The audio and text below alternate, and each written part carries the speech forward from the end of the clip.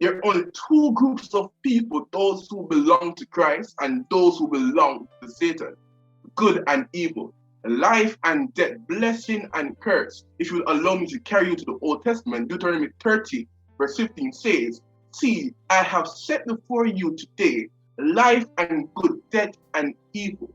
To understand the scriptural passage, we have to understand that everyone has the freedom of choice.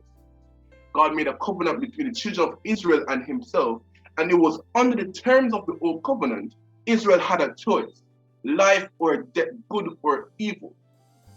It was up to them. God was going to glorify himself to Israel one way or another. How it would happen was really their choice. It was also under the terms of the old covenant. Israel, if obedient, would see blessing. If disobedient, then Israel would surely perish. It was up to Israel and their conduct. Church, or freedom of choice, if you have been wondering, can either make us or break us. Or freedom of choice will let us know who we stand up for. The choices we make will decide which kingdom we select. But why does humanity have the freedom of choice, we may ask? God created humanity in the image of God and called them to partner with him in expanding his creation. But partnership requires trust. So God gave humanity the freedom to make their own choices. Sadly, the first humans made the choice to trust their own wisdom over God. This began a downward spiral of selfishness, violence, and pain for humanity.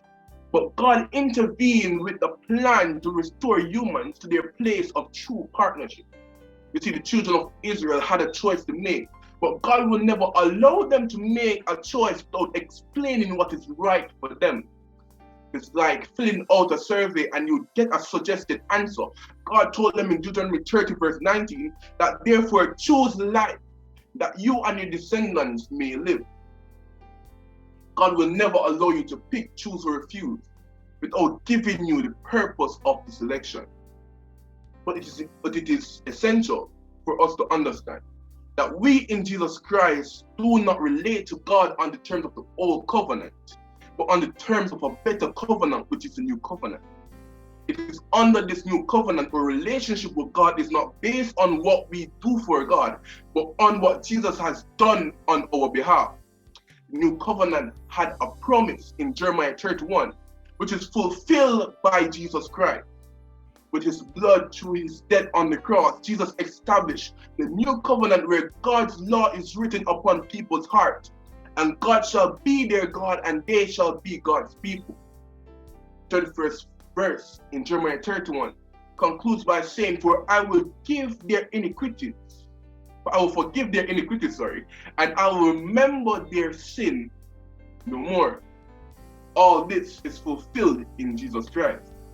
There is, of course, more to this new covenant than this.